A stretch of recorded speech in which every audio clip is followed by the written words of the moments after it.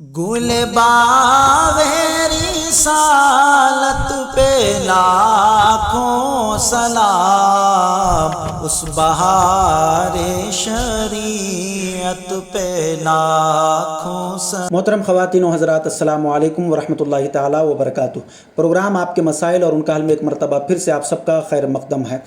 معزز سامعین اکرام، ایک بھائی نے یہ سوال پوچھا ہے کہ نماز میں داہنا پیر کا جو انگوٹھا ہوتا ہے، وہ انگوٹھا اگر نماز میں سرک جائے تھوڑا اپنی جگہ سے، اگر وہ دائیں یا بائیں اگر سرک جائے تو اس سے نماز نہیں ہوتی۔ یہ بات ہمارے پاس بہت مشہور ہے، تو اس کے اوپر وضاحت فرمائیں، کیا داہنے پیر کا انگوٹھا نماز میں سرکنے سے نماز فاسد ہو جاتی ہے؟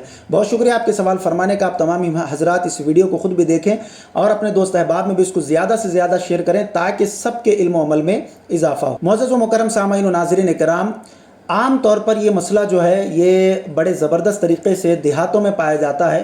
بہت سارے حضرات تو انگوٹھے کے سرکنے کو نماز نہ ہونے کا بھی جو ہے نا حکم لگا دیتے ہیں کہ اگر نماز میں دائیں پیر کا اگر انگوٹھا اپنی جگہ سے ہٹ جائے تو نماز ہی نہیں ہوتی، نماز فاسد ہو جاتی ہے۔ بہت سارے حضرات یہ بھی حکم لگاتے ہیں، تو بہت اچھا سوال انہوں نے پوچھا ہے۔ آئیے ہم اس کا جواب دیکھتے ہیں۔ فتاوی فیض الرسول جلد 1 صفحہ نمبر 370 میں فقیہ ملت مفتی جلال الدین احمد امجدی علیہ الرحمہ نے اس کا جواب دیا ہے۔